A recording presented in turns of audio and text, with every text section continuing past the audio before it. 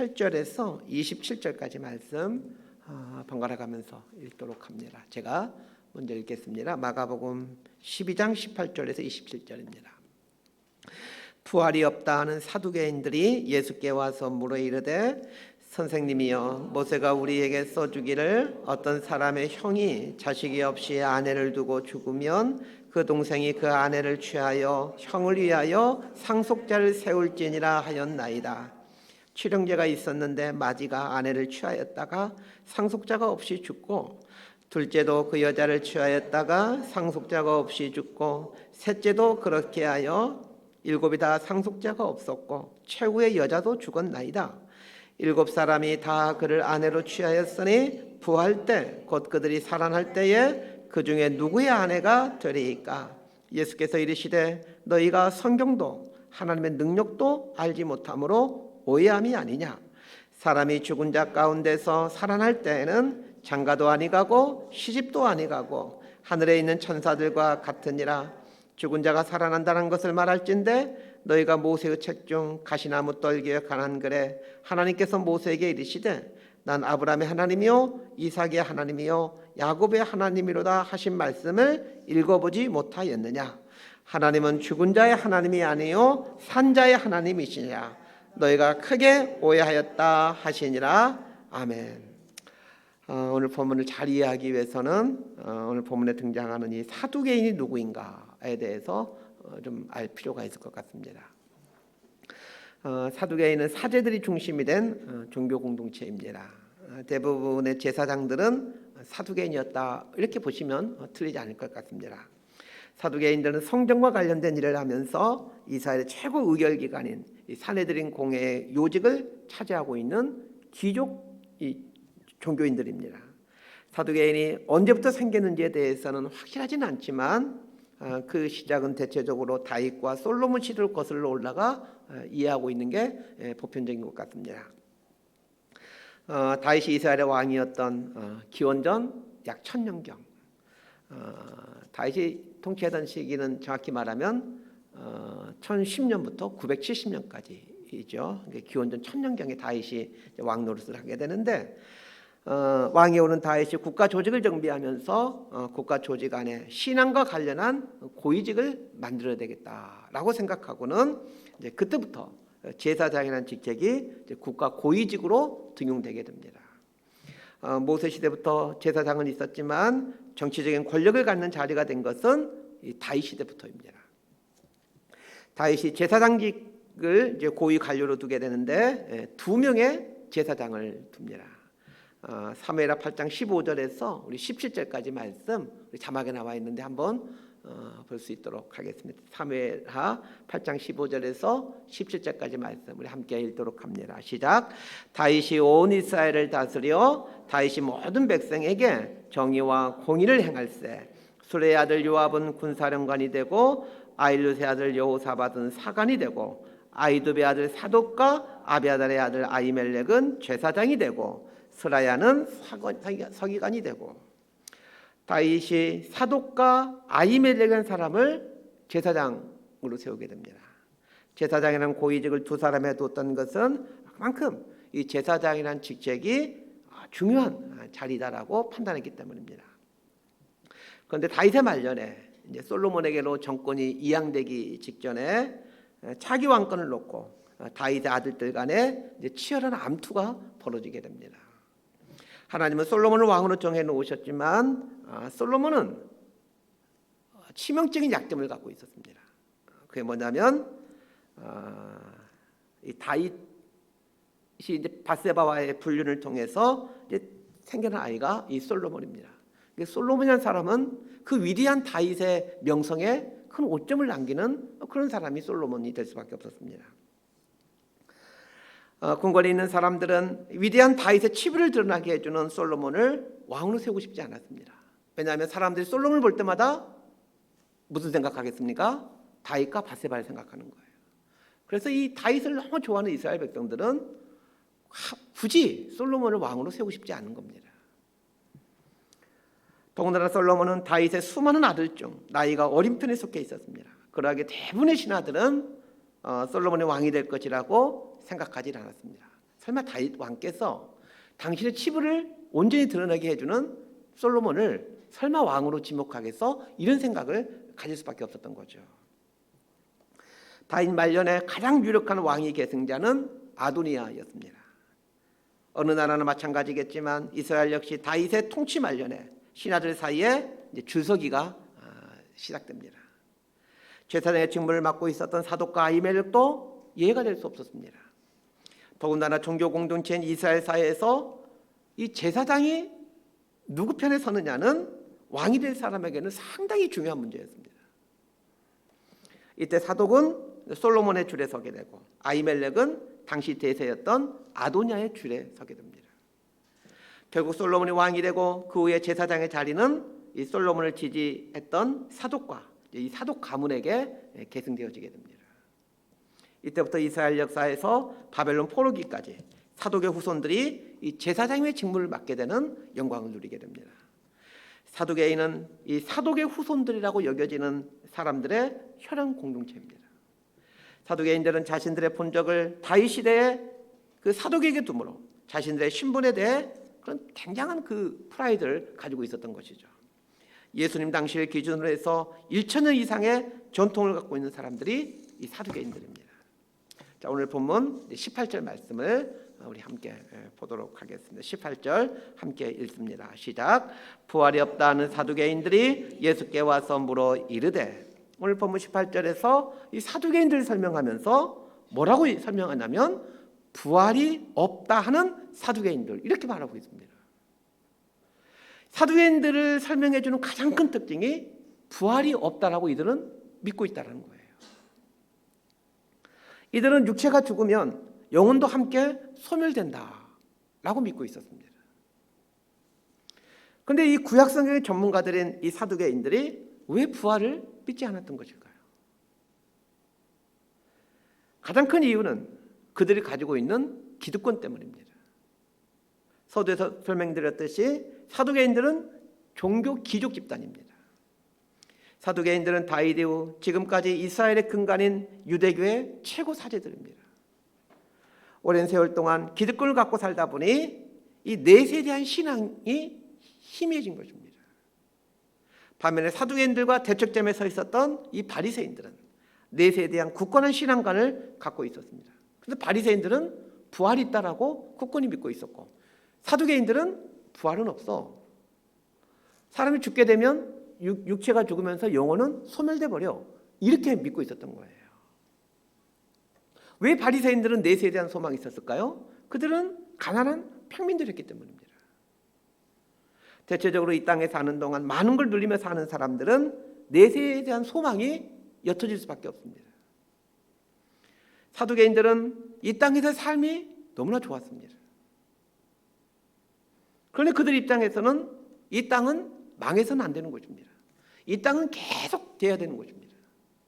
그래 자신들이 이 이스라엘에서 그 좋은 혜택들을 누리며 계속, 어차피 사독 가문에게로 제사장은 지금 전승될 거고, 그러면 계속 자신의 이 후손들은 대단한 위치를 누리면서 영광을 누리며 살 수 있었기 때문입니다.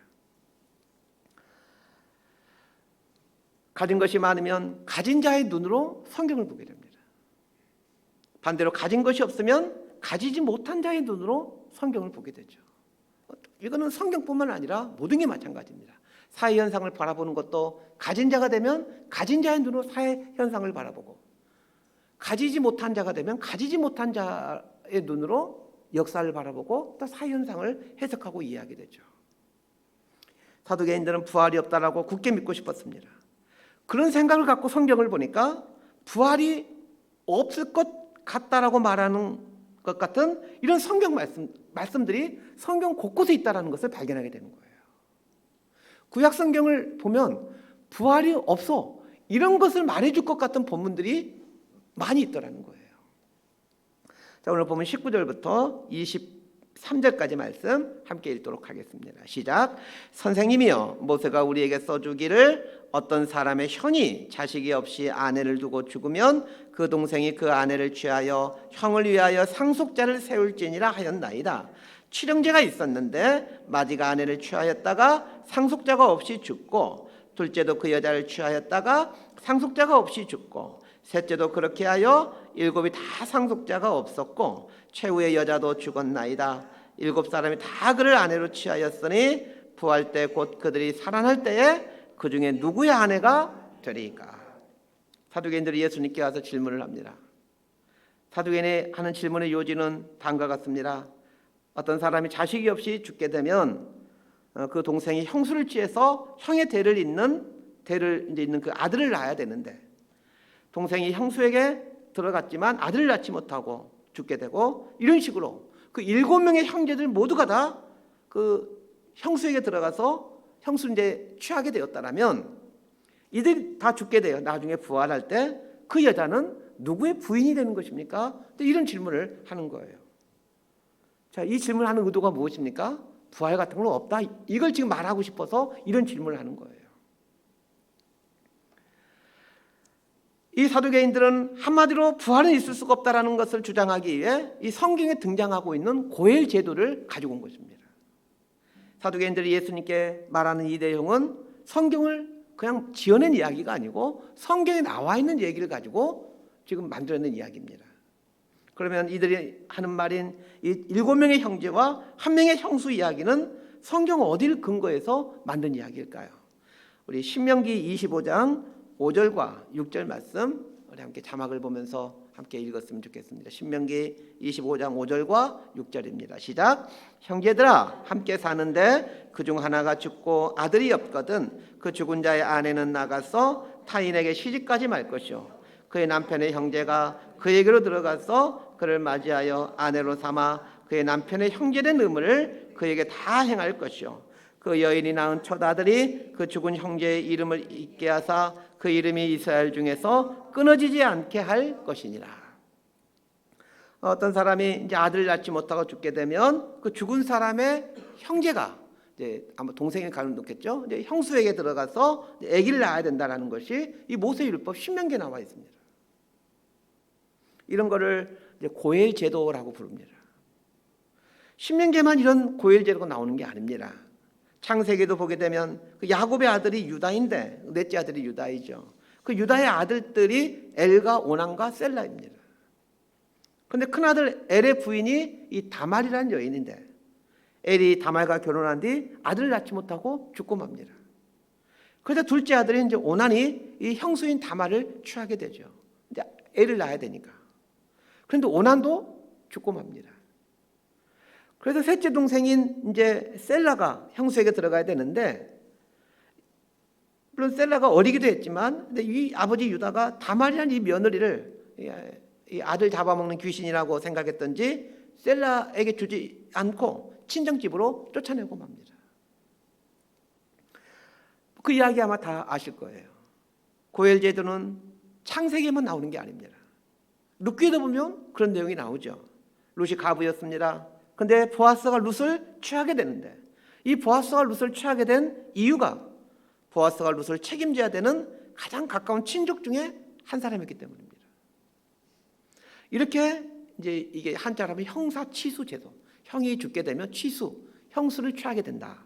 형사치수 제도인 이 고엘 제도는 구약 성경 곳곳에 등장합니다. 사두개인들은 이 고엘 제도, 성경에서 말해주고 있는 이 고엘 제도를 근거로 해서 부활이라는 건 없다. 한번 생각해 보십시오. 7명의 형제가 한 여인을 취했는데 죽은 후에 이 여인은 도대체 누구의 부인이 되는 것입니까? 그렇기 때문에 부활 같은 건 없습니다. 이렇게 주장했던 것이죠. 자, 24절과 25절 말씀 함께 읽도록 하겠습니다. 시작. 예수께서 이르시되 너희가 성경도 하나님의 능력도 알지 못함으로 오해함이 아니냐. 사람이 죽은 자 가운데서 살아날 때에는 장가도 아니가고 시집도 아니가고 하늘에 있는 천사들과 같으니라. 예수님께서 사두개인들 향해 너희들이 두 가지를 알지 못한다라고 말씀하십니다. 그 두 가지란 무엇입니까? 첫 번째는 성경을 알지 못한다라는 것이고 두 번째는 하나님의 능력을 알지 못한다라고 예수님 말씀하십니다. 왜 예수님은 그들이 성경과 하나님의 능력을 알지 못한다라고 말씀하신 것일까요? 자, 첫 번째 책망인 사두개인들이 성경을 알지 못한다라는 말은 무슨 뜻일까요? 사실 사두개인들만큼 성경을 많이 아는 사람들이 있을까요? 이들은 1000년 이상을 성전에서 살면서 하나님의 말씀을 연구하고 가르쳐 왔습니다. 그런데 왜 예수님은 이들을 향하여 성경을 모른다라고 말하는 것일까요? 구약의 고엘 제도는 부활이 없다라는 것을 말해주기 위한 제도가 아니기 때문입니다. 모세율법에서 말하는 고엘 제도는 오늘날로 치면 사회보장 제도입니다. 자녀가 없이 과부가 되면 고대 사회에서는 살아갈 수가 없습니다. 그렇기 때문에 그 가까운 형제들이 이 과부를 책임지라는 겁니다. 하나님께서 종종 구약 성경에서 하시는 말씀이 있죠. 나는 고아와 과부의 하나님이다. 이 말씀처럼 하나님은 고아와 과부들을 내버려 두시는 분이 아니십니다. 그래서 하나님은 가장 가까운 형제들에게 그 고아와 과부를 책임져야 된다라고 말씀하시는 겁니다. 그렇다면 고엘 제도와 관련된 이 말씀 앞에서 아까 신명기 말씀뿐만 아니라 여러 가지 구약성에 나오는 이 고엘 제도와 관련된 말씀 앞에서 어떻게 하는 것이 바른 신앙인의 태도이겠습니까? 내가 돌봐야 될 고아와 과부는 누구인가? 이걸 살펴서 그 사람들을 향해 손을 내미는 것이 이 고엘 제도라는 말씀 앞에 선 자의 바른 태도입니다. 그런데 사두개인들은 이 고엘 제도 말씀을 갖고 무엇을 생각했습니까? 부활이 없다라는 것을 주장하는 말씀으로 이 말씀을 둔갑시키는 것입니다. 고아와 과부를 돌보라는 말의 이면에는 너의 이익을 내려놓아라, 손해보는 삶을 좀 살아라, 네 기득권을 내려놓아라, 이런 뜻이 있는데 오히려 그들은 기득권을 내려놓아라, 자기 희생을 하고 손해를 봐라 라는 이 말씀을 가지고 도리어 자신의 기득권을 지켜가는, 또 자신의 기득권을 옹호하는 말씀으로 이 둔갑시켜버리는 것입니다. 얼마나 무서운 일입니까? 근데 우리가 그럴 수 있다는 것입니다. 성경을 아는 그리스도인들이 이럴 수가 있고 교회가 얼마든지 이럴 수 있습니다. 사두개인들이 말하는 형사취수 제도는 부활이 없다는 것을 말해주는 성경 말씀이 아니라 가난한 사람, 경제적 자립을 할 수 없는 환경에 있는 사람들을 돌보면서 섬기면서 함께 더불어 살자는 그런 말씀이었습니다. 그런데도 사두개인들은 부활이 없다라는 자신들 주장을 뒷받침해 주는 말로 이 말을 사용하고 있다는 거예요. 이렇게 하나님의 의도하고는 전혀 상관없이 성경을 곡해하고 사용하는 사두개인들을 향하여 예수님은 너희가 성경을 알지 못한도다 라고 책망하시는 겁니다. 예수님이 사두개인들을 책망한 두 번째는 너희는 하나님의 능력을 알지 못한도다 입니다. 사두개인들을 향하여 하나님의 능력을 믿지 못한다 라고 책망하면서 하나님의 능력이 어떠한지를 말씀해 주기 위해 예수님이 성경 말씀을 인용합니다. 이 사두개인들 성경 박사들인데 성경 박사는 그들에게 성경 말씀을 가지고 이제 설명해 주는 거예요. 26절에서 27절까지 말씀 함께 보도록 하겠습니다. 시작. 죽은 자가 살아난다는 것을 말할진대 너희가 모세의 책 중 가시나무 떨기에 관한 글에 하나님께서 모세에게 이르시되 난 아브라함의 하나님이요 이삭의 하나님이요 야곱의 하나님이로다 하신 말씀을 읽어보지 못하였느냐. 하나님은 죽은 자의 하나님이 아니요 산자의 하나님이시라. 너희가 크게 오해하였도다 하시니라. 사두개인들은 부활이 없다라고 하는 이 자신들의 주장을 합리화시키기 위해 이 모세오경을 인용했다라는 것을 이제 위에서 배웠습니다. 예수님은 사두개인들이 얼마나 하나님의 능력에 대해서 모르고 있는지를 말해주기 위해서 그들이 생명처럼 여기고 있는 그 모세오경에 나오는 또 다른 본문을 인용해서 이제 설명을 해주기 시작합니다. 그것이 26절 말씀, 난 아브라함의 하나님이요 이삭의 하나님이요 야곱의 하나님이로다 하신 말씀입니다. 자, 질문 드립니다. 질문 드릴 때는 저를 찾아보셔야 됩니다. 난 아브라함의 하나님이요 이삭의 하나님이요 야곱의 하나님이로다. 이 말씀은 모세오경 중 어디에 나오는 말씀일까요? 그럴 줄 알았습니다. 뭐를 잘 알고 있었어요. 출애굽기에 나옵니다. 출애굽기에 나오죠. 사실 우리도 이 말씀이 어디 나오지? 순간 당황이 되지만 사두개인들은 이 말 듣는 순간 이 말씀은 출애굽기 3장 6절이라는 것을 아주 곧바로 알게 됩니다. 여러분 유대인들은 모세오경 정도는 웬만한 유대인들은 그냥 암송하고 있습니다. 그런데 성경을 가르치는 사두개인들이라면 뭐 암송 정도가 아니고 이게 뭐 성경 말씀을 그냥 특별히 모세오경에 대해서 아주 빠삭하죠. 출애굽기 3장 6절을 제가 읽어드리겠습니다. 또 이르시되 나는 내 조상의 하나님이니 아브라함의 하나님, 이삭의 하나님, 야곱의 하나님이라. 모세가 하나님 배웠기를 두려워하여 얼굴을 가리매. 예수님께서 하나님의 능력을 말씀해 주시기 위해서 출애굽기 3장 6절 말씀을 인용하십니다. 그런데 이 말씀을 한번 생각해 보십시다. 아브라함의 하나님, 이삭의 하나님, 야곱의 하나님이다 라는 이 말 지금 모세에게 하는데 지금 이게 하나님의 능력과 무슨 연관이 있는 말입니까? 하나님께서 모세에게 나타나서 난 아브라함의 하나님, 이삭의 하나님, 야곱의 하나님이다 이렇게 말합니다. 모세는 기원전 1500년경 사람이고 아브라함과 이삭은 기원전 2000년경에 있었던 사람입니다. 모세보다 400년에서 500년 먼저 있었던 사람들입니다. 모세 입장에서 보게 되면 아브라함, 이삭, 야곱은 다 이미 죽은 사람들입니다. 그런데 하나님께서 모세에게 나타나서 이미 몇백 년 전에 죽은 사람들인 아브라함, 이삭, 야곱을 말해주면서 난 아브라함의 하나님, 이삭의 하나님, 야곱의 하나님이다 이렇게 말을 합니다. 이 말은 무슨 말입니까? 아브라함과 이삭과 야곱이 육체로는 죽었지만 그들은 부활해서 지금 나와 함께 살고 있다는 얘기입니다. 하나님께서 모세에게 나타나서 당신을 살아있는 하나님이라고 소개하고 싶어 하십니다. 그런데 왜 하나님은 이미 오래전에 죽은 사람들을 불러가면서 그들이 하나님이라고 당신을 소개하시는 것입니까? 그들이 육체로는 죽었지만 그건 하나님께서 그들을 부활시키므로 그들이 부활했다는 것을 말해주기 위함입니다. 모세가 이 말을 듣고 죽기보다도 싫었던 그 이집트로 가는 것을 결단하죠. 그리고는 이스라엘 백성들을 출애굽시킵니다. 모세가 어떤 마음으로 뭘 깨달았기 때문에 죽기보다 싫은 그 애굽 땅으로 들어가서 이스라엘 백성들을 출애굽시키겠습니까? 죽은 아브라함도 죽은 이삭도 죽은 야곱도 부활시킨 하나님이시라면 내가 비록 이렇게 80이 되어서 늙었지만 하나님은 이 늙은 나를 통해서도 이 마른 막대 같은 나를 통해서도 위대한 일을 하실 수 있는 분이다라는 믿음을 가졌다는 뜻입니다. 그 믿음을 가졌다는 증거가 애굽의 바로왕에게 들어가는 것입니다. 예수님께서 사두개인들에게 출애굽기 말씀을 들려준 이유는 너희들 모세율법의 전문가들이지. 그런데 모세율법에 나오고 있는 그 죽은 자를 살리시는 하나님을 왜 믿지 못하느냐? 너희들은 모세를 위대하게 생각하고 있지. 모세가 들려주는 말을 하나님의 말씀이라고 믿고 있지. 그런데 그 모세는 부활시키는 하나님을 믿고 애굽으로 들어갔다. 그런데 너희들은 모세오경을 그토록 숭배하면서도 모세가 믿었던 그 하나님의 능력을 왜 믿지 못하느냐? 라는 뜻입니다.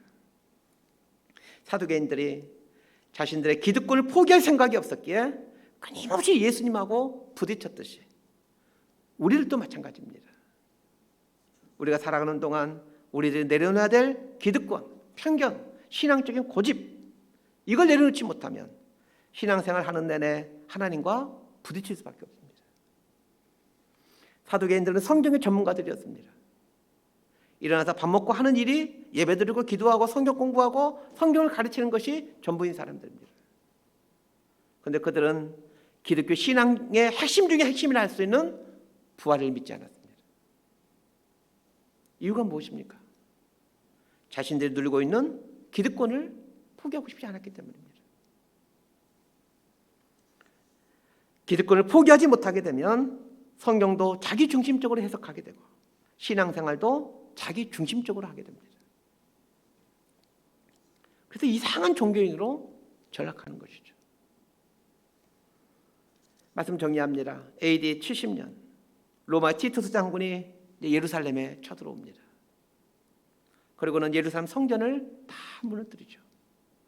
성전 안에 있었던 그 사두개인들을 로마 군대가 사두개인들을 잡아 죽이고 당시 그 성전의 성전 창고 책임자였던 그 사두개인인 이 비느하스라는 사람을 포로로 잡아가면서 사두개인의 표시인 제사장 겉옷과 허리띠를 다 남김없이 로마로 가지고 갑니다.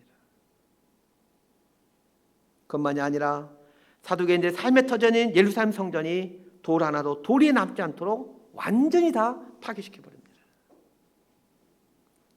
그렇게 함으로 이 땅에서 붙잡고 살려고 하는 것들이 그것이 비록 신앙과 관련된 것이라 할지라도 얼마나 허망한 것인지를 분명하게 역사는 보여주고 있습니다. 반면에 그 옛날 다윗의 아들 아도니아가 차기 왕의 유력한 후보였고 솔로몬을 추종하는 사람들이 소수일 때 이 사두개인의 조상인 사독이 하나님의 말씀에 따라 솔로몬을 따르게 되자 사독의 후손들은 종신토록 제사장 가문이 되는 영광을 누리게 되었습니다. 기득권을 포기하면 하나님께서는 영광을 주시고 기득권을 붙잡으면 망하게 된다는 것을 이스라엘 역사가 보여주고 있습니다. 그런데 자신들의 나라인 이스라엘의 역사와 자신들의 조상인 이 사독 가문의 이야기를 너무 잘 알면서도 사두개인들은 자신들의 기득권을 붙잡고 살려고 하므로 결국 로마에 의해 자신들의 근거지였던 예루살렘 성전도 무너지고 모든 사두개인들은 그 로마 제국에 의해 처참하게 다 살해를 당하게 됩니다. 그래서 사두개인들이 없어져 버리게 되는 거예요. 땅에서 가지고 있는 것들을 소유하려면 할수록 부활의 삶과는 동떨어진 삶을 살게 됩니다. 여러분, 이 땅에서 이 땅에 속한 것들을 추구하려고 하면 할수록 부활과는 정말 머나먼 삶을 살게 됩니다. 아마 여러분 경험해 보셔도 아실 거예요. 이 땅의 것에 더 많은 생각과 욕망과 이 땅의 것에 온통 삶의 목적을 살아가고 있을 때 부활 이런 것은 나와는 상관이 없는 머나먼 그런 이야기로 들려오게 되어집니다. 부활과 동떨어진 삶을 살게 되면 마지막 날에 정말 부활이 없는 인생이 됩니다. 부활이 있다는 것을 믿게 되면 내게 있는 모든 것들을 사명으로 알고 나누며 살 수 있게 됩니다. 부활이 있다는 것을 믿게 되면 마른 막대기 같은 인생을 하나님의 톡으로 내어드리며 살게 됩니다.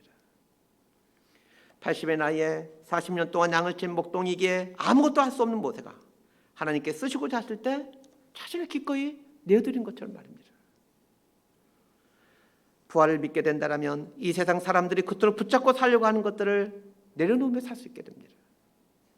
부활이 있음을 믿기에 이 땅에 사는 사람들이 그토록 붙잡고 살려고 하는 것들을 내려놓을 수 있게 되며 오히려 주어진 것들을 사명을 알고 이게 나에게 주어진 사명이구나. 그리고는 하나님 앞에 이 사명을 이루기 위해 살아가는 거예요. 이렇게 살아가는 사람이 부활을 믿는 부활의 사람들입니다. 이런 믿음을 갖고 살아가게 되는 저와 여러분 모두가 될 수 있게 되기를 진심으로 소망하고 축복합니다. 기도하겠습니다. 하나님